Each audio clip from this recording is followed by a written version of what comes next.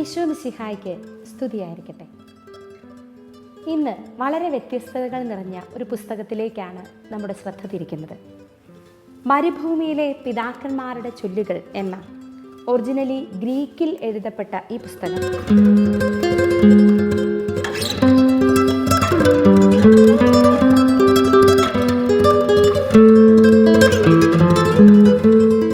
ഇതിൻ്റെ English title the sayings of the desert fathers.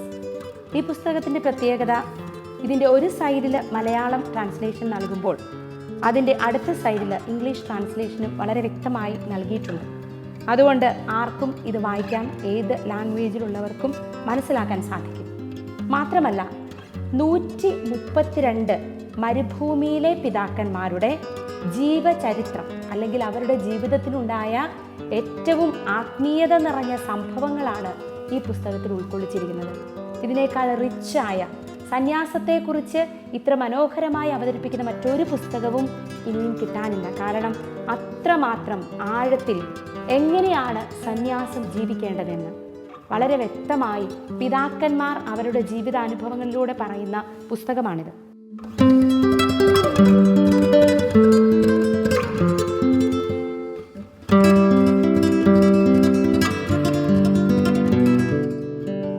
ഇതിൻ്റെ ഓരോ വരികളും നമ്മുടെ ആത്മാവിലേക്ക് തുളച്ചു കയറുന്നതാണ്. കാരണം ഞാൻ എന്താണ് എന്ന് തിരിച്ചറിയുന്ന ആത്മാവിന് മാത്രമേ ദൈവൈക്യത്തിൻ്റെ പൂർണ്ണതയിലേക്ക് കടക്കാൻ പറ്റൂ, സ്വയം വിശുദ്ധീകരിക്കാൻ പറ്റൂ.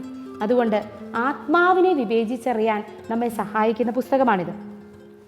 ഓരോ പിതാക്കന്മാരുടെയും പേരെടുത്ത് പറഞ്ഞ് മരുഭൂമിയിലെ ഓരോ പിതാക്കന്മാരും അവരുടെ ജീവിതത്തിൽ എത്രമാത്രം എളിമയും ത്യാഗവും താപസികതയും അഭ്യസിച്ചിരുന്നുവെന്ന് വ്യക്തമാക്കുന്ന വരികളാണ് ഈ പുസ്തകത്തിലുള്ളത്. നാം ഇങ്ങനെ വായിക്കുന്നുണ്ട്: നീ ആരായിരുന്നാലും നിന്റെ കൺമുൻപിൽ എപ്പോഴും ദൈവം ഉണ്ടായിരിക്കട്ടെ. അബ്ബ അന്തോണി അബ്ബ പീമ്മനോട് പറഞ്ഞു, ഇതാണ് ഒരു മനുഷ്യൻ്റെ മഹത്തായ യത്നം. ദൈവ തിരുമുമ്പാകെ എല്ലായ്പ്പോഴും തൻ്റെ സ്വന്തം പാപങ്ങൾക്ക് വേണ്ടി കുറ്റപ്പെടുത്തലുകൾ സ്വീകരിക്കുക എന്നതും തൻ്റെ അവസാന നിമിഷം വരെ പ്രലോഭനം പ്രതീക്ഷിക്കുക എന്നതും നാം ഒന്ന് ഓർക്കണം. വിശുദ്ധ ജീവിതത്തിൻ്റെ അങ്ങേ അറ്റത്തിലെത്തി ജീവിച്ച ഈ മരുഭൂമിയിലെ പിതാക്കന്മാർ പറയുകയാണ്, ഓരോ നിമിഷവും പ്രലോഭനത്തെ പ്രതീക്ഷിച്ചുകൊണ്ട് ജീവിക്കേണ്ടവരാണ് വിശുദ്ധരെന്ന്. മാത്രമല്ല, സ്വന്തം പാപങ്ങൾക്ക് നേരെ കുറ്റപ്പെടുത്തലുകളോടെ ദൈവ തിരുമുൻപിൽ യാചനാപൂർവം നിൽക്കണം. നാം കേട്ടിട്ടുണ്ട്, വിശുദ്ധരൊക്കെ ഓരോ മണിക്കൂർ ഇടവിട്ട് കുമ്പസാരിക്കുന്നവരൊക്കെ ഉണ്ടായിരുന്നുവെന്ന്. ഇതിൽ നിന്ന് നമുക്ക് മനസ്സിലാക്കാം എങ്ങനെയാണ് ഇവർ തങ്ങളുടെ ആത്മാക്കളെ വിശുദ്ധീകരിച്ചിരുന്നതെന്ന്, എങ്ങനെയാണ് ആത്മാവിൻ്റെ ഒരു ചെറിയ പ്രലോഭനത്തെ പോലും തിരിച്ചറിഞ്ഞതെന്ന്.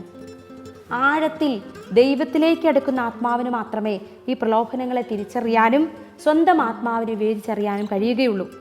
പ്രലോഭിക്കപ്പെടാത്ത ഒരു മനുഷ്യന് സ്വർഗരാജ്യത്തിൽ പ്രവേശിക്കുക സാധ്യമല്ല. പ്രലോഭനങ്ങൾ എടുത്തു മാറ്റുക ആരും തന്നെ രക്ഷപ്പെടുകയില്ല. ഈ സത്യം തിരിച്ചറിയുന്നത് നമ്മെ എത്രമാത്രം ഉൾക്കാഴ്ചയുള്ളവരാക്കി മാറ്റും. പ്രലോഭനങ്ങൾ ജീവിതത്തിലേക്ക് കടന്നു വരുമ്പോൾ പരിഭ്രാന്തരാകില്ല. ഈ ഒരു വലിയ സത്യം ഇവിടെ മാത്രമല്ല, എല്ലാ ആത്മീയ പിതാക്കന്മാരുടെയും ജീവിതത്തിൽ നടക്കുന്ന വളരെ മനോഹരമായ ദൈവവും ആത്മാവും എന്നാൽ ലോകത്തിൻ്റെ അരൂപിയും തമ്മിലുള്ള സംഘട്ടനങ്ങൾ വളരെ മനോഹരമായി ഈ ഗ്രന്ഥത്തിൽ അവതരിപ്പിക്കുന്നുണ്ട്. ഇത് ആത്മീയ ജീവിതത്തിൽ വളരുന്ന ഒരാത്മാവിന് വളരെ അത്യാവശ്യമാണ്. സ്വന്തമായി ഈ ഒരു കോപ്പി ഉണ്ടാവുക എന്നത് വളരെ അത്യാവശ്യമാണ്. അതിനായി എല്ലാവരെയും ആഹ്വാനം ചെയ്യുന്നു. നന്ദി.